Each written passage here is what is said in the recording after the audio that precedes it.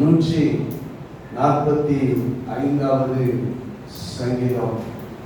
145வது சங்கீதம் 11, 12, 13 வசனங்கள். 145வது சங்கீதம் 11, 12, 13 வசனங்கள். மனுபுத்திரருக்கு உமது வல்லமையுள்ள செய்கைகளையும் உமது ராஜ்யத்தின் சிறந்த மகிமை பிரதாபத்தை தெரிவிக்கும்படிக்கு உமது ராஜ்யத்தின் மகிமையை அறிவித்து உமது வல்லமையை குறித்து பேசுவார்கள். உம்முடைய ராஜ்யம் சதா காலங்களிலும் உள்ள ராஜ்யம், உம்முடைய ஆளுகை தலைமுறை தலைமுறையாகவும் உள்ளது. தாவீது பாடின ஸ்தோத்திர சங்கீதம் ஆண்டவருடைய ராஜ்யத்தின் மகிமையை குறித்து இந்த 145வது சங்கீதத்தில் அவர் பாடுகிறார், ஸ்தோத்திரிக்கிறார். தாவீது ஒரு ராஜாவாக இருந்தவர். 40 ஆண்டுகள் அவர் ராஜாவாக இருந்து இஸ்ரவேலை அற்புதமாக நல்ல ஒரு ஆட்சியை பண்ணினார். அவர் காலத்துல இருந்த ராஜ்யத்தினுடைய மகிமை ராஜாவுக்கு தெரியும். அப்போ ராஜாவுக்கு அந்த ராஜ்யத்தினுடைய மகிமை எப்படிப்பட்டது என்பது அவருக்கு நன்றாகவே தெரியும். அந்த ராஜா ராஜ்யத்தினுடைய மகிமையை குறித்து பாடும் பொழுது இன்னொரு ராஜாவை குறித்து அவர் பாடுகிறார். தாவீதின் குமாரனாக இருக்கிற ஆண்டவர் இயேசு கிறிஸ்துவினுடைய பரலோக ராஜாவினுடைய மகிமை, அந்த ராஜ்யத்தினுடைய மகிமையை குறித்து அவர் இங்கே மகிமையை விவரிக்கிறார். ஹல்லேலூயா. தாவீதின் ராஜ்யம் 40 ஆண்டுகள். தாவீதினுடைய ராஜ்யத்தின் மகிமை 40 வருஷங்கள். அதற்கு முந்தி சவுல் ராஜ்யத்தினுடைய மகிமை 40 ஆண்டுகள். அதற்கு பிற்பாடு சாலமோனுடைய ராஜ்யத்தின் மகிமை, ஸ்தோத்திரம், அவனுக்கு தாவீதுக்கு எத்தனை ஆண்டுகள் நடக்கும் என்று தெரியாது. எத்தனை ராஜாக்கள் இந்த பூமியில வந்து ஆளுகை செய்தாலும் அவர்களுடைய ராஜ்யம் எல்லாம் ஒரு நாள் முடிவு வரும். ஆனால் உம்முடைய ராஜ்யம் சதா காலங்களிலும் உள்ள ராஜ்யம், உம்முடைய ஆளுகை தலைமுறை தலைமுறையாக உள்ளது என்று தேவனுடைய ராஜ்யத்தை குறித்து தாவீது பேசுகிறார். ஹல்லேலூயா. ஆண்டவருடைய ராஜ்யம் சதா காலங்களிலும் உள்ள ராஜ்யம், ஆண்டவருடைய ஆளுகை தலைமுறை தலைமுறையாக உள்ளது. ஆண்டவருடைய ராஜ்யத்தினுடைய மகிமை அறிவிக்கப்பட வேண்டும். தேவனுடைய ராஜ்யத்தினுடைய மகிமையை அறிவித்து உமது வல்லமையை குறித்து பேசுவார்கள். தாவீதை குறித்து பேசுகிறோமோ இல்லையோ, தேவனுடைய ராஜ்யத்தை குறித்து நாம் அந்த மகிமையை குறித்து நாம் பேச வேண்டுமா? ஹல்லேலூயா. தேவனுடைய ராஜ்யத்தினுடைய மகிமையை அறிவித்து அவருடைய வல்லமையை குறித்து பேசுவார்கள். மனுபுத்திரருக்கு உமது வல்லமையுள்ள செய்கைகளை உமது ராஜ்யத்தின் சிறந்த மகிமை பிரதாபத்தையும் தெரிவிக்கும்படிக்கு ஆண்டவருடைய ராஜ்யத்தை குறித்த அந்த மகிமை பிரதாபம், சிறந்த மகிமை பிரதாபத்தை நாம் எல்லாரும் தெரிவிக்கிறவர்களாக இருக்கிறோம். ஹல்லேலூயா. தேவனுடைய சிறந்த மகிமை பிரதாபத்தை நாம் தெரிவிக்கிறவர்களாக காணப்பட வேண்டும். ஆண்டவருடைய ராஜ்யத்திற்கு ஒரு மகிமை இருக்கிறது. ஆண்டவருடைய ராஜ்யத்தினுடைய மகிமையை நாம் தியானிக்கிறதுக்கு முன்பாக 2 ராஜ்யத்தினுடைய மகிமையை இந்த காலங்களில் நாம தியானிக்க போகிறோம். தானியேலின் புத்தகம் 4வது அதிகாரத்துக்குள்ள நாம திருப்பிக் கொள்வோமாக. தானியேலின் புத்தகம் 4வது அதிகாரம். தானியேலின் புத்தகம் 4வது அதிகாரம் 3வது வசனம். அவருடைய அடையாளங்கள் எவ்வளவு மகத்துவமும் அவருடைய அற்புதங்கள் எவ்வளவு வல்லமையுமாய் இருக்கிறது. அவருடைய ராஜ்யம் நித்திய ராஜ்யம், அவருடைய ஆளுகை தலைமுறை தலைமுறையாக இருக்கும் என்று நேபுகாத்நேச்சார் இந்த 4வது அதிகாரத்துல எல்லா ஜனங்களுக்கும், பூமி எங்கும் குடியிருக்கிற எல்லா ஜனங்களுக்கும் அவர் ஒரு லெட்டர் எழுதுகிறார். 4வது அதிகாரம் 1வது வசனத்துல நாம பார்க்கிறோம். எல்லாருக்கும் எழுதுகிறார். எல்லாருக்கும் அந்த எழுதி, உன்னதமான தேவன் என்னிடத்தில் செய்த அடையாளங்களையும் அற்புதங்களையும் பிரசித்தப்படுத்துவது எனக்கு நன்மையாக கண்டது என்று எழுதுகிறார். ஆண்டவருடைய அடையாளம், ஆண்டவருடைய அற்புதம், இதை பிரசித்தப்படுத்த வேண்டும், அதுதான் எனக்கு நன்மை என்று நேபுகாத்நேச்சார் ராஜா பூமி எங்கும் குடியிருக்கிற சகல ஜனத்தாருக்கும், ஜாதியாருக்கும், பாஷைக்காரருக்கும் எழுதும் போது 3வது வசனத்தில் அவர் எழுதுகிறார், அவருடைய ராஜ்யம் நித்திய ராஜ்யம், அவருடைய ஆளுகை தலைமுறை தலைமுறையாக நிற்கும். கர்த்தருக்கு ஸ்தோத்திரம் உண்டாவதாக. இவர் பாபிலோன் சாம்ராஜ்யத்தினுடைய பெரிய முக்கியமான ஒரு ராஜா. இவரை இந்த தானியேல் கூட ராஜாவே, ராஜாதி ராஜாவே என்று அறிக்கை பண்ணுகிறதையும் இந்த தானியேல் புத்தகத்துல நாம பார்க்க முடியும். இந்த நேபுகாத்நேச்சார் அன்றைக்கு இருந்த உலக அரசாங்கத்துல, பாபிலோனிய சாம்ராஜ்யத்துல ஒரு முக்கியமான ராஜாவாக இருந்ததை நாம் பார்க்கிறோம். 25வது வசனத்துல நாம பார்க்கிறோம்.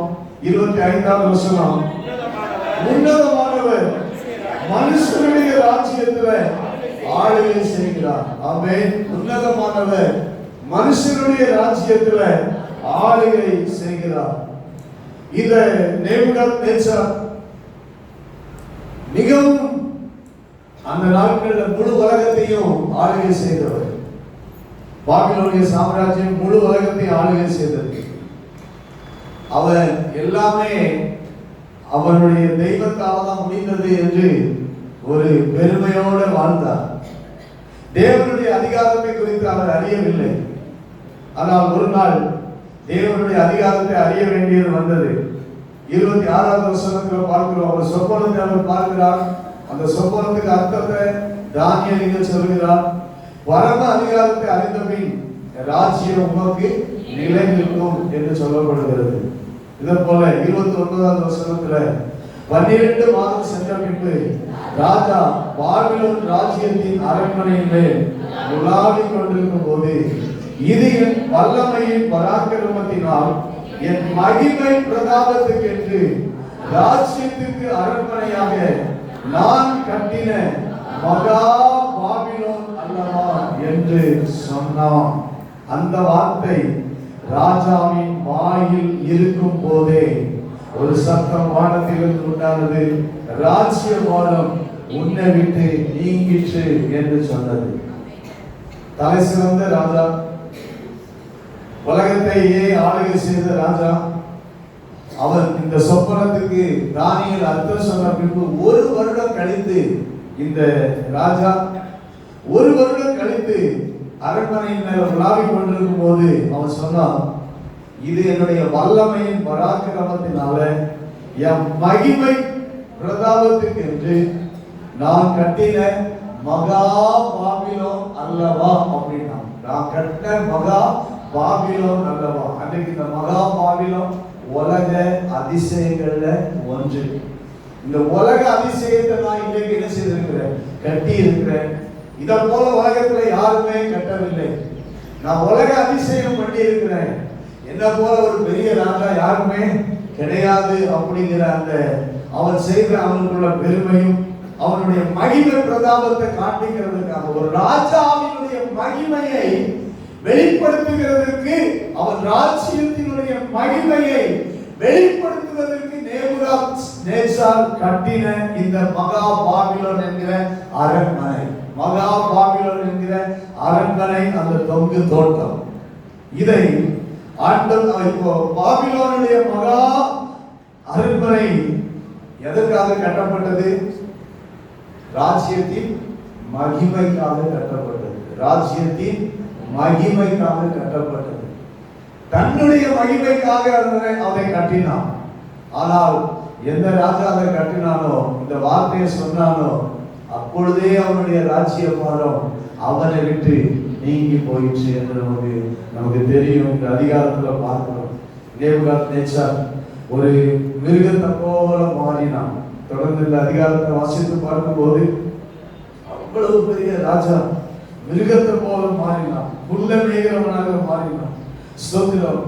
யாரும் அவனை கவனிப்பார் அற்றவனாக மாறினான். அவனுடைய மகன் அரசாட்சி செய்தான். இவனை கொண்டு போய் ஸ்தோத்திரம் பைத்தியக்காரங்கிற நிலைமைக்கு வந்தது. பைத்தியம் பிடித்த நிலைமையில அவனை கொண்டு போய் சங்கிலியில கட்டி போட்டு, ஒரு ராஜாவை சங்கிலினால கட்டி போட்டு பனியிலையும் வெயிலையும் அவனை போட்டு அவன் மனுஷ நிலைமையெல்லாம் மறந்து ஒரு மிருகத்தின் நிலைமையாக மாறினான். ஒரு பெரிய ராஜா.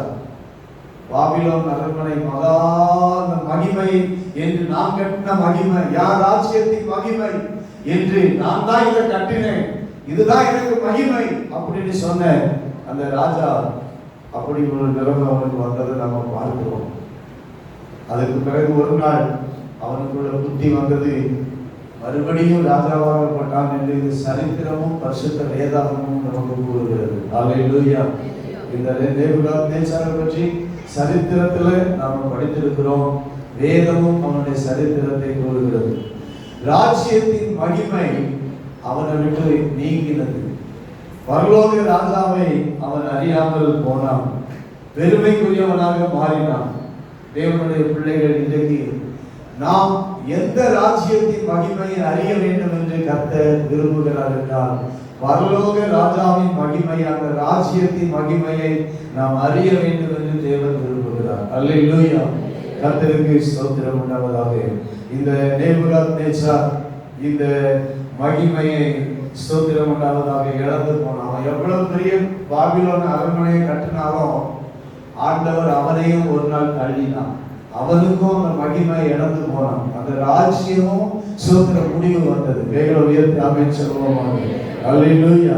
பாபிலோனிய ராஜ்யத்துக்கும் ஒரு நாள் முடிவு வந்தது. இன்னொரு ராஜ்யத்தின் மகிமையை எஸ்தரின் புஸ்தகம் 1வது அதிகாரத்துல 4வது வசனத்திலிருந்து நாம் பார்க்கும்போது, எஸ்தரின் புஸ்தகம் 1வது அதிகாரம் 4வது வசனம், அவன் தன் ராஜ்யத்தின் மகிமையான ஐஸ்வர்யத்தையும் தன் மகத்துவத்தின் சிறந்த பிரதாபத்தையும் அநேக நாளளவும் ஆகிய 180 நாளளவும் விளங்க செய்து கொண்டு இருந்தான். தன்னுடைய ராஜ்யத்தின் மகிமையின் பிரதாபத்தை, அந்த ராஜ்யத்தின் மகிமையை விளங்க செய்து கொண்டு இருந்தான். ராஜ்யத்தின் மகிமையை விளங்க பண்ணி கொண்டிருந்தான். அகாஸ்வேர் என்கிற ஒரு ராஜா, இவன் மேதிய அரசன். இந்த பாபிலோனிய சாம்ராஜ்யத்துக்கு பிறகு முழு உலகத்திலும் வந்த சாம்ராஜ்யம் மேதிய பெர்சிய சாம்ராஜ்யம். இந்த மேதிய பெர்சிய சாம்ராஜ்யத்துல அகாஸ்வேரு ராஜாவாக சிங்காசனத்தின் மேல, தன் ராஜ்யத்தின் சிங்காசனத்தின் மேல வீற்றிருந்தான். அவன் ராஜ்யபாரத்தினுடைய 3வது வருஷத்துல ஒரு பெரிய விருந்து பண்ணுகிறான். என்று தன்னுடைய எல்லா ஊழியக்காரர்களுக்கும் மொத்தம் 127 நாடுகளை இந்த அகாஸ்வேரு ராஜா ஆளுகை செய்கிறார். எத்தியோப்பியா முதல் எது வரைக்கும்? இந்து தேசம் வரைக்கும். எத்தியோப்பியாவில் இருந்து நம்முடைய இந்து தேசம் வரைக்கும், இந்தியா வரைக்கும் இந்த அகாஸ்வேரு ராஜ்யபாரம் பண்ணி கொண்டிருந்தார். அப்பொழுது அவனுடைய மகிமையை காண்பிக்கணுங்கிறதுக்காக என்ன செய்தாராம்? எல்லாருக்கும் என்ன செய்தாரு? விருந்து வைத்தார். மேதிய பெர்சிய நாடுகளில் உள்ள மகத்தானவர்களுக்கும் நாடுகளின் அதிபதிகளுக்கும் பிரபுக்களுக்கும் அவர் ஒரு விருந்து செய்தார். 180 நாள் வரைக்கும் விருந்து. எத்தனை நாள்? 180 நாள் வரைக்கும் விருந்து பண்ணாரு. அதான் ராஜ்யத்தினுடைய மகிமை. எனக்கு அவ்வளவு ஐஸ்வர்யம் இருக்கு, எனக்கு அவ்வளவு மகிமை இருக்கு, அவ்வளவு மகத்துவம் இருக்கு என்பதை 127 நாடுகளில் உள்ளதான பிரபுக்கள், அதிகாரிகள் எல்லாருக்கும் வைத்து விருந்து பண்ணி கொண்டே இருந்தார். 5வது வசனத்தில் பார்க்கிறோம், அந்த நாட்கள் முடிந்த போது அந்த அரண்மனையில வந்திருந்த பெரியோர் முதல் சிறியோர் மட்டும் உள்ள சமஸ்த ஜனங்களுக்கும் ராஜ அரண்மனையை சேர்ந்த சிங்கார தோட்டத்தில் உள்ள இந்த சிங்கார தோட்டம் யார் பண்ணது? முதல்ல நேபுகாத்நேச்சார் உண்டாக்கினதான் இது சிங்கார தோட்டம். அது அந்த ராஜ்யத்துக்கு முடிவு வந்து விட்டது. இப்போ அந்த சிங்கார தோட்டத்தில் உள்ள மண்டபத்துல 7 நாள் விருந்து செய்திருக்காங்க. எல்லா ஜனங்களுக்கும் எல்லா மனுஷர்களுக்கும். முதல்ல அதிகாரத்தில் இருக்கிறவர்களுக்கு செய்தால் 180 நாள். அதற்கு பின்பு 7 நாள் எல்லாருக்கும், பெரியவங்க சிறியவங்க எல்லாருக்கும் விருந்து பண்ணாங்க. அப்ப 6வது வசனத்தை வாசிக்கும் போது அங்கே வெண்கல தூண்களின் மேலுள்ள வெள்ளி வளையங்களில் வெள்ளிய நூலும் சிவப்பு நூலுமான கயிறுகளால் வெள்ளையும் பச்சையும் இளநீல நூலுமாகிய தொங்கு திரைகள் விதானித்திருந்தது. அந்த அவனுக்கு இருந்த மகிமையை காட்டுறதுக்கு அங்க இந்த வசனம் எழுதப்பட்டிருக்கிறது. அங்க இருந்த வெண்கல தூண், 2 பக்கமும் வெண்கல தூண், அதுல வெள்ளி வளையங்கள், அதுல மெல்லிய நூல் சிவப்பு நூல் கயிறுகளும் வெள்ளையும் பச்சையும் இளநீலமாகிய தொங்கு திரைகள் ஸ்கிரீன் தொங்க விடப்பட்டிருந்தது. சிவப்பும் நீலமும் வெள்ளையும் கருப்புமான கற்கள் பதித்திருந்த தள வரிசையின் மேல பொற்சரிகையும் வெள்ளி சரிகையுமான மெத்தைகள் வைக்கப்பட்டிருந்தது. அந்த தள வரிசையில பொன்னால வெள்ளியால பொற்சரிகை தரித்த மெத்தைகள் வைக்கப்பட்டிருந்தது. 7வது வசனத்துல பொன்னால செய்யப்பட்ட எல்லா அந்த பாத்திரங்கள்ல பானம் கொடுக்கப்பட்டது. எல்லாருக்கும் அங்க இருந்த சின்னவர்கள் பெரியவர்கள் எல்லாருக்கும் பானம் எதுல கொடுக்கப்பட்டது? பொற்பாத்திரங்கள்ல கொடுக்கப்பட்டது. அவ்வளவு மகிமை இருக்கு அப்படிங்கறது அவர் காண்பித்தார். எல்லாருக்கும் பொற்பாத்திரத்துல பானம் கொடுக்கப்பட்டது.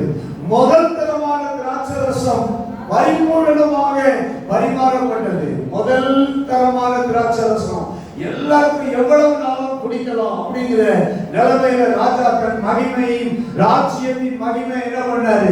விளங்க பண்ணினார். ராஜ்யத்தினுடைய மகிமை. அப்போ கர்த்தருக்கு ஸ்தோத்திரம் உண்டாதாக.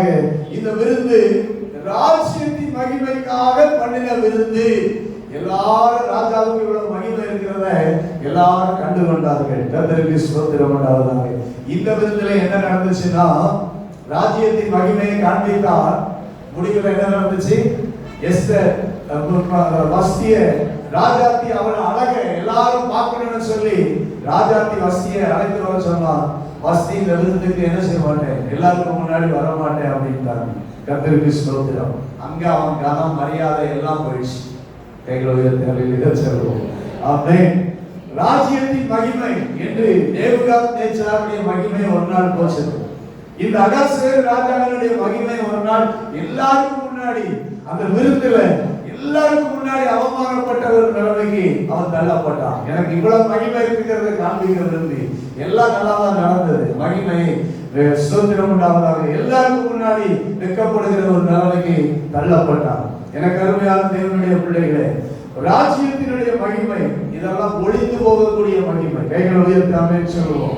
இந்த உலகத்தின் ராஜ்யத்தின் மகிமை எல்லாம் ஒரு நாள் இருக்கும், ஒரு நாள் ஒளி. கர்த்தருக்கு ஸ்தோத்திரம். ராஜாக்கள் தலைவர்கள் ஒரு காலம் அவசரவாங்க, ஒரு காலம் அவங்களுடைய ஆளுகை ராஜ்யத்தினுடைய மகிமை எல்லாம் ஒன்றும் இல்லாம போகும். ஆனால் தேவனுடைய ராஜ்யத்தினுடைய மகிமை தான் என்றென்றைக்கும் சொல்லப்படுகிறதா இருக்கும். அல்லேலூயா.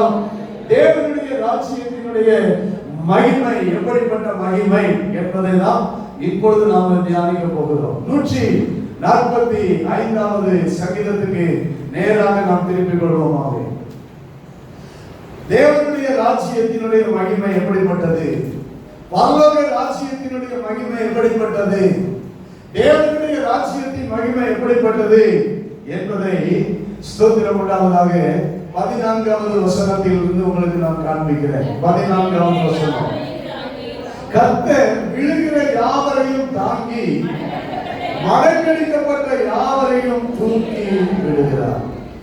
எந்த ராஜ்யத்தின் மகிமையும் மடங்கடிக்கப்பட்ட விழுகிறவர்களை தாங்காது, மடங்கடிக்கப்பட்ட யாவரையும் தூக்கி விடாது. அவங்க எல்லாம் விருந்து வச்சாங்க, அதிகாரிகளுக்கு விருந்து பண்ணாங்க.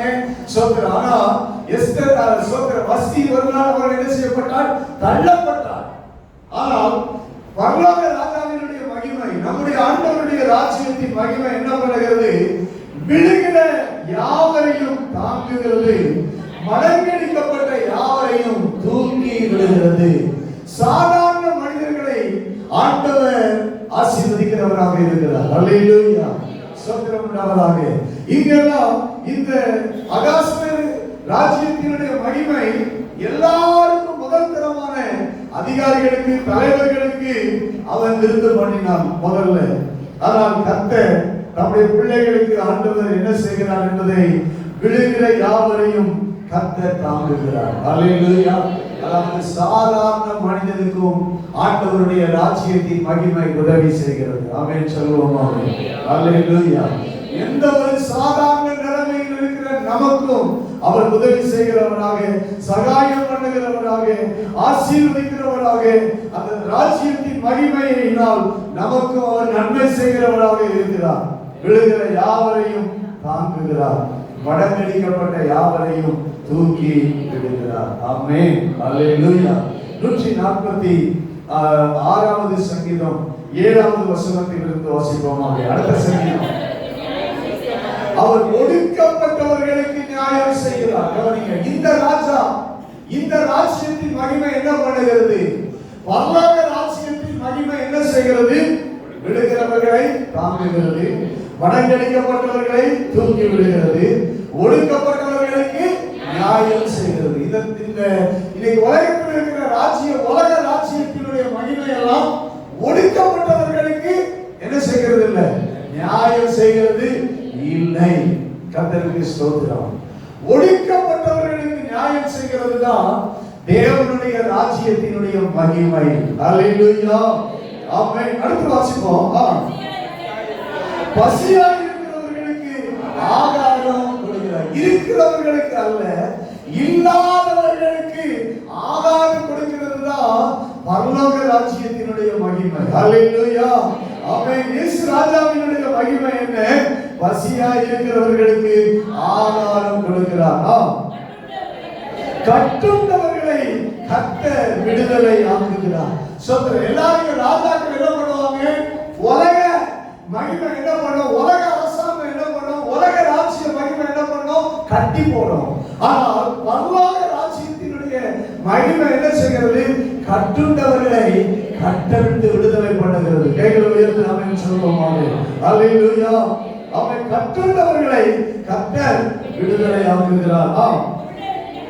குருடரின் கண்களை கர்த்தர் திறக்கிறார், மடங்கடிக்கப்பட்டவர்களை கர்த்தர் தூக்கி விடுகிறார். ஒன்றும் இல்லைங்கிற நிலைமையில இருக்கிறவர்களை, எல்லாரும் தள்ளப்பட்ட நிலைமையில் உள்ளவர்களை, ஆதரவு அற்றவர்களாக இருக்கிற நிலைமையில் உள்ளவர்களை ஆண்டவர் தூக்கி விடுகிறார். கைகளை உயர்த்தி அல்லேலூயா சொல்லுங்கள்.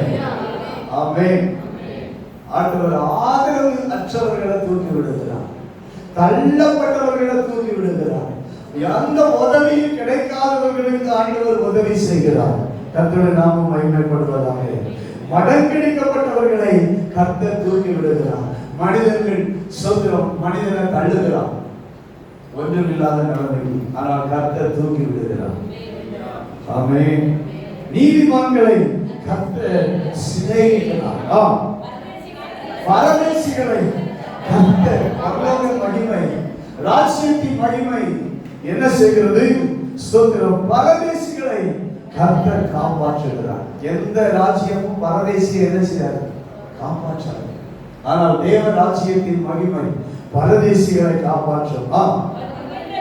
அவர் திக்கற்ற பிள்ளையையும் விதவையையும் ஆதரிக்கிறார். கர்த்தருக்கு ஸ்தோத்திரம். திக்கற்ற பிள்ளைகளை இந்த ராஜ்யத்தின் மகிமை ஆதரிக்கிறது, விதவைகளை ஆதரிக்கிறது என்பதை நாம் பார்க்கிறோம். அதை 147வது சங்கீதம், 147வது சங்கீதம் 2வது வசனத்தில் இருந்து, கர்த்தர் எருசலேமை கட்டுகிறார். அவங்க எல்லாம் பாபிலோனை கட்டினாங்க. சோதரம்னா நேபுகாத்நேச்சார் எதை கட்டினா? அரண்மனையை கட்டினா, பாபிலோனை கட்டினா. கர்த்தருக்கு ஸ்தோத்திரம். அகாஸ்வேரு ராஜா ஸ்தோத்திரம், தன்னுடைய ஐஸ்வர்யத்தை காண்பிக்கிறதுக்கு அவன் எல்லாருக்கும் விருது செய்து அவன் ராஜ்யத்தை கட்டினான். ஆண்டவர் பரலோக ராஜ்யத்தின் மகிமை எதை கட்டுகிறது? எருசலேமை கட்டுகிறது. எருசலேமை கர்த்தர் கட்டுகிறார். கர்த்தர் எருசலேமை கட்டுகிறார், துரத்துண்ட இஸ்ரவேலரை கூட்டி சேர்க்கிறார். யார் யாரெல்லாம் துரத்துண்டு போனாங்களோ, சிதறப்பட்டு போனாங்களோ, அவங்களெல்லாம் ஆண்டவர் கூட்டி சேர்க்கிறார். மூணாவது வசனம், இருதயம் நொறுங்குண்டவர்களை குணமாக்குகிறார். இருதயம் நொறுங்குண்டவர்களை குணமாக்குகிறார். எத்தனை பேர் இருதயம் நொறுங்குண்டு போயிருக்கிறாங்க, வாழ்க்கையில உடைஞ்சு போயிருக்கிறாங்க, சொத்துல ஒண்ணு இல்லாம நிலைமைக்கு இருக்கிறாங்க. அப்படிப்பட்டவர்களுக்கு இந்த ராஜ்யத்தின் மகிமை உதவி செய்கிறது. அல்லேலூயா. தேவ ராஜ்யத்தின் மகிமைக்கும் மனுஷ ராஜ்யத்தின் மகிமைக்கும் உள்ள வித்தியாசத்தை நாம் இன்னைக்கு பார்க்கிறோம். ஆண்டவர் இருதயம் நொறுங்குண்டவர்களை என்ன செய்கிறார்? குணமாக்குகிறார். அவர்களுடைய காயங்களை கட்டுகிறார். ஒவ்வொரு மனிதனுக்கும் என்ன காயம் இருக்கு, மனசுல என்ன காயம் இருக்கு, அவருக்கு என்ன பிரச்சனை இருக்குது, என்ன பாதிப்பு இருக்குது, அதை அறிந்து அவனுடைய காயங்களை கட்டுகிறதா பரலோக அரசாங்கத்தினுடைய மகிமை. கைகளை உயர்த்தி ஆமென் சொல்லுவோம். அல்லேலூயா. ஆமென். பாபிலோனிய ராஜ்யத்தின் மகிமை மனிதர்களுக்கு இதை செய்யவில்லை. மேதிய பெர்சிய சாம்ராஜ்யத்தின் மகிமை மனிதர்களுக்கு இதை செய்யவில்லை. பரலோக ராஜ்யத்தினுடைய மகிமை ஒவ்வொரு மனிதர்களுக்கும் இதை செய்து கொண்டிருக்கிறது. கைகளை தட்டி ஆண்டவரை மகிமைப்படுத்துவோம். அல்லேலூயா. ஆமென். பரலோக ராஜ்யத்தினுடைய அந்த மகிமை அவர் நட்சத்திரங்களின் லெக்கத்தை எண்ணி அவைகளுக்கெல்லாம் பேரிட்டு அழைக்கிறார். நம்முடைய பரலோக ராஜா, நம்முடைய ஆண்டவர் இயேசு கிறிஸ்து எல்லாவற்றையும் பேரிட்டு அழைக்கிறார். நட்சத்திரங்கள் கூட. அல்லேலூயா. இந்த உலகத்தில் இருக்கிற யாரும் எதையும் பேரிட்டு அழைக்க முடியாது. 5வது வசனத்துல நம்முடைய ஆண்டவர் பெரியவரும் மகா பலமுள்ளவருமாய் இருக்கிறார். ஆமென். எந்த ஒரு மனுஷனும் மகா பலம் உள்ளவன் அல்ல. பரலோக ராஜ்யத்தினுடைய மகிமை மகா பலம் உள்ளது. அவர் பெரியவர், எல்லா ராஜாக்களுக்கும் பெரியவர், எல்லா அரசாங்கத்துக்கும் பெரியவர். ஆமென். அவருடைய அறிவு அளவே இல்லாதது. மனுஷ அறிவு ஒரு நாள் புத்தி கெட்டு போகும். நேபுகாத்நேச்சார் ஒரு நாள் புத்தி கெட்டவனாக மிருகமாக மாறினான். சற்று மனுஷனிலிருந்து தள்ளப்பட்டான். ஆனால் கர்த்தருடைய அறிவோ அளவே இல்லாதது. அகாஸ்வேரு ராஜா ஒரு நாள் புத்தி கெட்டு போனான். அந்த விருந்து பண்ணின போது அளவிட வரவே எல்லாருக்கும் முன்பாக கொண்டவருடைய புத்தி கெட்டு போனான். ஆனால் பரலோக ராஜாவின் மகிமை அறிவு அளவில்லாதது. கைகளை கட்டி ஆண்டவரை மகிமைப்படுத்துவோம். அல்லேலூயா. ஆமென். உலகத்தின் ராஜ்யத்தினுடைய மகிமைக்கும் தேவனுடைய ராஜ்யத்தின் மகிமைக்கும் உள்ள வித்தியாசம். ஆண்டவர் அறிவு அளவில்லாததாக இருக்கிறது. சாதகுணம் உள்ளவர்களை அவன் உயர்த்துகிறார். கரங்களை உயர்த்தி ஆமென் சொல்லுவோம். அல்லேலூயா. மனுஷர்களுக்கு அவர் என்ன செய்கிறார்? பரலோக ராஜ்யத்தின் மகிமைதான் ஆண்டவர் இயேசு கிறிஸ்து இந்த பூமியில் இறங்கி வந்தார். அவர் 33 வருஷமும் இந்த உலகத்தில் அவர் வாழ்ந்து அவர் நன்மை செய்தார். அல்லேலூயா. விழுந்து போனவர்கள் எல்லாம் தூக்கி விட்டார். கவனிக்கணும். இயேசுவினுடைய ஊழியம் மடங்கடிக்கப்பட்டவர்களை தூக்கிவிட்டது, விழுந்தவர்களை தாங்கினது, பரதேசிகளை திக்கற்றவர்களை ஆண்டவர் தூக்கிவிட்டார். ஒடுக்கப்பட்டவர்களுக்கு இயேசு கிறிஸ்து நியாயம் செய்தார். கைகளை உயர்த்தி ஆமென் சொல்லுவோம். அவர் என்றென்றைக்கும் வானத்தையும் பூமியும் சமுத்திரத்தை எல்லாவற்றையும் உண்டாக்கினவர். அவர் உண்மையை காக்கிறவர். அவர் ஏசாயா 61 அதிகாரத்தில் நமக்கு தெரியும். அவர் எதற்காக வந்தார் என்பதை ஆண்டவர் நமக்கு எழுதி வைத்திருக்கிறார். சிறைப்பட்டவர்களுக்கு விடுதலை, கட்டுண்டவர்களுக்கு விடுதலை. கைகளை உயர்த்தி ஆமென் சொல்லுவோம். இது பரலோக ராஜ்யத்தினுடைய மகிமையை நாம் மனுஷர்களுக்கு ஆண்டவர் செய்து இன்னைக்கு வரைக்கும் அந்த ராஜ்யத்தின் மகிமையினால்தான் நாம் பிழைத்துக் கொண்டிருக்கிறோம். கைகளை உயர்த்தி அல்லேலூயா சொல்வோம். அல்லேலூயா. பரலோக ராஜ்யத்தின் மகிமை பசியுள்ளவர்களுக்கு நாம் ஆகாரம் கொடுக்கிறது. ஆமென். அல்லேலூயா. விழுந்து போன வாழ்க்கையை இழந்து போனவர்களை மறுபடியும் தூக்கி விடுகிறது. ஆமென். மனிதனை மறுபடியும் தூக்கிவிட்டு வாழ்வு கொடுக்கிறதா பரலோக ராஜ்யத்தினுடைய மகிமை, ஆண்டவருடைய மகிமை. இன்றைக்கு அந்த மகிமை உங்களை சந்தித்து இருக்கிறது. அல்லேலூயா. ஸ்தோத்திரம் உண்டாவதாக. அடுத்து என்ன செய்கிறது? அந்த பரலோக ராஜ்யத்தின் மகிமை நாம இதை அறிவிக்கணும். இந்த ராஜ்யத்தின் மகிமையை பிரஸ்தாபிக்கணும். இதுதான் ஆண்டவருடைய மகிமை பிரதாபம். அல்லேலூயா. மற்றவர்களுக்கும் நம்ம ராஜாவுக்குள்ள மகிமை பிரதாபத்தை தான் நான் வித்தியாசப்படுத்தி காண்பிக்கிறேன். உலக ராஜாங்களுடைய மகிமை வேற, பரலோக ராஜாங்கத்தினுடைய மகிமை வேற. இந்த ராஜாங்கத்தினுடைய மகிமை பிரதாபம் என்ன? 145வது சங்கீதம் 15-16 வசனம். 15-16 வசனம். எல்லா 145:15 எல்லா ஜீவன்களின் கண்களும் உம்மை நோக்கி கொண்டிருக்கிறது. ஏற்ற வேளையிலே நீர் அவைகளுக்கு ஆகாரம் கொடுக்கிறீர். நீர் உமது கையை திறந்து சகல பிராணிகளின் வாஞ்சையையும் திருப்தியாக்குகிறீர். இந்த உலகத்தில் இருக்கிற எந்த ராஜாவின் மகிமையும் மிருகத்துக்கு ஆகாரம் கொடுக்காது, பறவைக்கு ஆகாரம் கொடுக்காது. இங்க வசனம் சொல்கிறது எல்லா ஜீவன்களுக்கும். ஆமென். எல்லா ஜீவன்களின் கண்களும் உம்மை நோக்கி கொண்டிருக்கிறது. ஏற்ற வேளையிலே நீ அவைகளுக்கு ஆகாரம் கொடுக்கிறீர். அல்லேலூயா. பரலோக ராஜ்யத்தின் மகிமை இந்த எல்லா ஜீவன்களுக்கும் ஆகாரம் கொடுக்கிறது. ஏற்ற வேளையில் ஆகாரம் கொடுக்கிறது. அவர் பிந்தி கொடுக்க மாட்டார், தாழ்த்தி கொடுக்க மாட்டார். தேவையான பொழுது ஏற்ற நேரத்தில் அந்த பரலோக ராஜ்யத்தின் மகிமை எல்லா ஜீவன்களின் தேவையையும் சந்தித்து விடுகிறது. ஆமென். எல்லா ஜீவன்களின் தேவையையும் சந்தித்து விடுகிறது. ஆனால் இந்த உலக ராஜ்யத்தினுடைய மகிமை எந்த ஜீவனின் தேவையை என்ன செய்யாது? சந்திக்காது. ஆமென். எந்த ஜீவனின் தேவையும் நிவர்த்தி செய்யாது.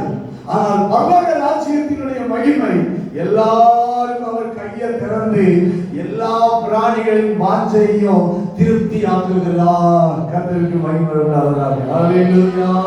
கர்த்தருக்கு ஸ்தோத்திரம் உண்டாவதாக. 147வது சங்கீதம் 8-9 வசனங்கள். 147:8-9. வானத்தை மேகங்களால் மூடி பூமிக்கு மழையை ஆயத்தப்படுத்தி மலைகளின் புல்லை முளைப்பிக்கிறார். அவர் மிருக ஜீவன்களுக்கும் கூப்பிடுகிற காக்கை குஞ்சுகளுக்கும் ஆகாரம் கொடுக்கிறார். மிருக ஜீவன்களுக்கு ஆகாரம் கொடுக்கிறார்.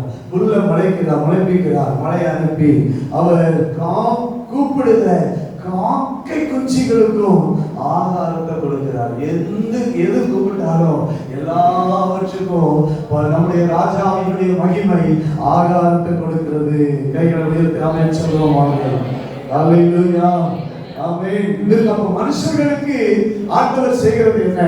மிருக ஜீவன்களுக்கு ஆண்டவர் செய்கிறது என்ன? அடுத்து தேவனுடைய பிள்ளைகளுக்கு என்ன செய்கிறார் என்பதை 145வது சங்கீதம் 17வது வசனத்திலிருந்து தொடர்ந்து வாசிப்போமாக. கர்த்தர் தமது வழிகளில் எல்லாம் நீதி உள்ளவரும் தமது கிரியைகளில் எல்லாம் கிருபை உள்ளவருமாய் இருக்கிறார். தம்மை நோக்கி கூப்பிடுகிற யாவருக்கும், உண்மையாய் தம்மை நோக்கி கூப்பிடுகிற யாவருக்கும் கர்த்தர் சமீபமாய் இருக்கிறார். அவர் உண்மையா யார் அவரை நோக்கி கூப்பிடுகிறார்களோ அவருடைய ஜனங்களுக்கு, அவருடைய பிள்ளைகளுக்கு அவர் சமீபமாய் இருந்து செவி கொடுத்து உதவி செய்கிறார். ஆமென். 19வது வசனம். அவர் தமக்கு பயந்தவர்களுடைய விருப்பத்தின்படி செய்கிறார். ஆமென். 3வது சொல்கிறேன், அவருக்கு பயந்தவர்களுக்கு அவருடைய விருப்பத்தை எல்லாம் செஞ்சிருக்கார். நம்மளுடைய விருப்பத்தை எல்லாம் இந்த பரலோக ராஜ்யத்தின் மகிமை செய்யும். சொல்லுங்க எல்லாரும் சொல்லுங்க. என் விருப்பத்தை எல்லாம் பரலோக ராஜ்யத்தின் மகிமை செய்யும். ஆமென். ஆமென். கர்த்தருக்கு பயந்து அவர்களுடைய பயந்தவர்களுடைய விருப்பத்தின்படி செய்து அவர்கள் கூப்பிடுதலை கேட்டு அவர்களை ரட்சிக்கிறார். கர்த்தர் தம்மில் அன்பு கூறுகிற யாவரையும் காப்பாற்றுகிறார். முதல்ல எல்லாருக்கும் செய்கிறது, அடுத்து எல்லா ஜீவன்களுக்கும் செய்கிறது. 3வது சொல்கிறேன், அவருடைய ஜனம், அவரை நேசிக்கிற ஜனம், அவரில் அன்பு கூறுகிற ஜனம், அப்படிப்பட்ட அவருக்கு பயப்படுகிற ஜனம், அவருடைய அப்படிப்பட்ட தேவ பிள்ளைகளுக்கு ஆண்டவர் சமீபித்து அவர்கள் கூப்பிடுதலை கேட்கிறார், ரட்சிக்கிறார், விருப்பத்தின்படி செய்கிறார். அவர்கள் யாவரையும் கர்த்தர் காப்பாற்றுகிறார். ஆமென். அல்லேலூயா. கர்த்தருக்கு மகிமை உண்டாவதாக. கர்த்தருக்கு ஸ்தோத்திரம். அதைத்தான் 147வது சங்கீதம் 11வது வசனத்திலிருந்து நாம் வாசிக்கும் போது 147:11 தமக்கு பயந்து தமது கிருபைக்கு காத்திருக்கிறவர்கள் மேல் கர்த்தர் பிரியமாய் இருக்கிறார். 13 அவர்கள் வாசல்களின் தாழ்பால்களை பலப்படுத்தி உன்னிடத்தில் உள்ள பிள்ளைகளை ஆசீர்வதிக்கிறார். அவர்கள் எல்லைகளை சமாதானம் உள்ளவைகளாக்கி உச்சிதமான கோதுமையினால் உன்னை திருப்தி ஆக்குகிறார். ஆமென். ராஜ்யத்தின் மகிமை, பரலோக ராஜ்யத்தின் மகிமை, தேவ ராஜ்யத்தின் மகிமை உங்கள் எல்லைகள் எல்லாம் சமாதானமாக்கும், உங்கள் வாசல்களை எல்லாம் பலப்படுத்தும், உங்கள் பிள்ளைகளை எல்லாம் ஆசீர்வதிக்கும். ஆண்டவர் உங்களுக்கு உச்சிதமான கோதுமையினால் கர்த்தர் உங்கள் எல்லாரையும் திருப்தியாக்குவார். அல்லேலூயா. ஆமென். நான்காவதாக பரலோக ராஜ்யத்தினுடைய மகிமை என்ன செய்கிறது? 20வது வசனம், 145வது சங்கீதம் 20வது வசனத்தின் கடைசி பகுதி. துன்மார்க்கர் யாவரையும் அழிப்பார். 146வது சங்கீதம் கர்த்தருக்கு ஸ்தோத்திரம் 9வது வசனத்தின் கடைசி பகுதி. துன்மார்க்கரின் வழியோ கவிழ்த்து போடுவார். 147வது சங்கீதம் 6வது வசனம். கர்த்தர் சாதாரண உள்ளவர்களை உயர்த்துகிறார், துன்மார்க்கரை தரை மட்டும் தாழ்த்துகிறார். எங்களை உயர்த்தாமல் சொல்லுவோம். அல்லேலூயா. இதுதான் ராஜ்யத்தினுடைய மகிமை. எல்லாரையும் தூக்கி விடுகிறது ராஜ்யத்தின் மகிமை. எல்லா ஜீவன்களையும் போஷிக்கிறது ராஜ்யத்தின் மகிமை. தேவனுடைய பிள்ளைகளுக்கு வேண்டிய அத்தனை உதவிகளையும் செய்கிறது தேவ ராஜ்யத்தினுடைய மகிமை.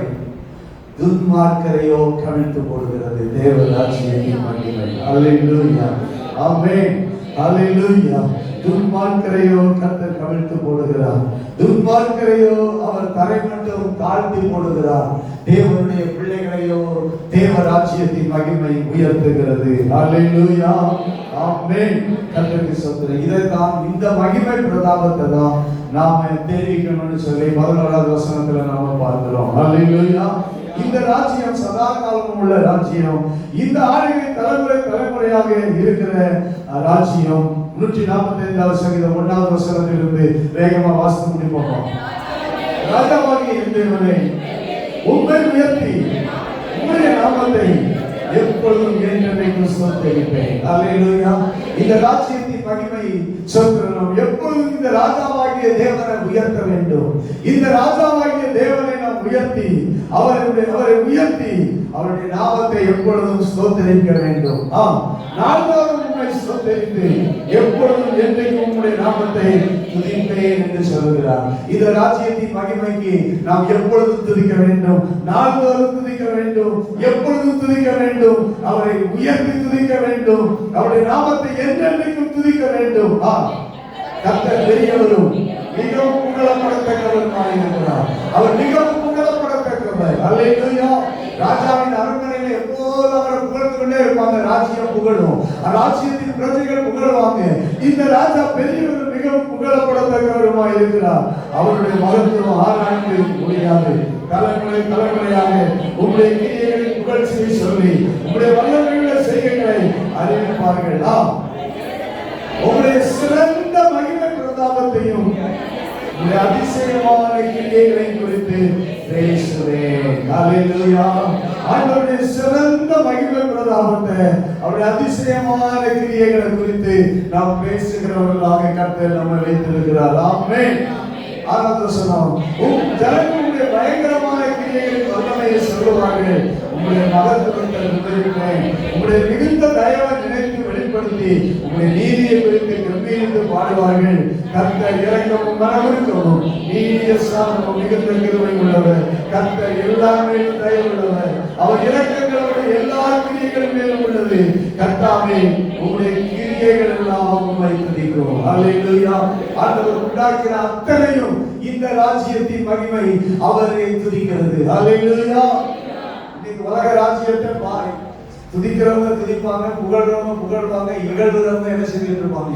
இகழ்ந்து கொண்டு இருப்பாங்க. ஆனா இந்த ராஜாவின் மகிமை எப்பொழுதும் துதிக்கப்படத்தக்கது, எப்பொழுதும் விவரிக்கப்படுது. கம்பீரித்து பாடுவார்கள், நீதியை கம்பீரித்து பாடுவார்கள்.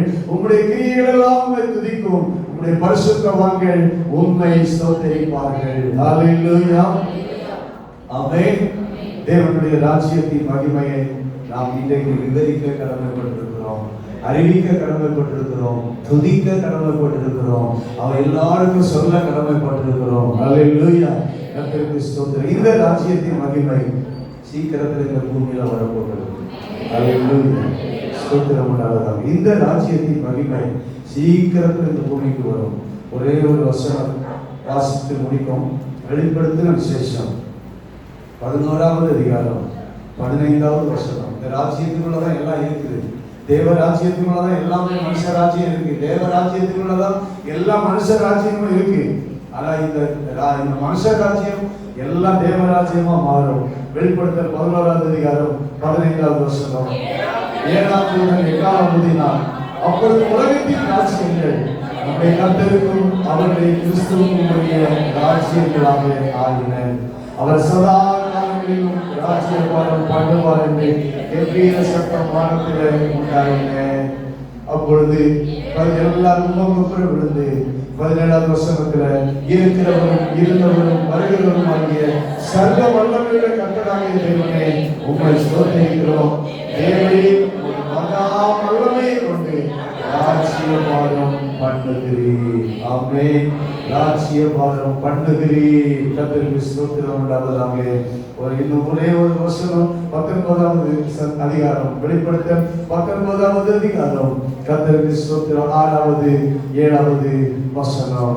அப்பொழுது திரளான ஜனங்கள் ஆரவாரம் போலவும் பெருவேளை இரைச்சல் போலவும் பலத்த இடிமுழக்கம் போலவும் ஒரு சத்தம் உண்டாகி அல்லேலூயா, சர்வ வல்லமையுள்ள தேவனாகிய கர்த்தர் ராஜ்யபாரம் பண்ணுகிறார். நாம் சந்தோஷப்பட்டு களிகூர்ந்து துதி செலுத்த கடவோம்.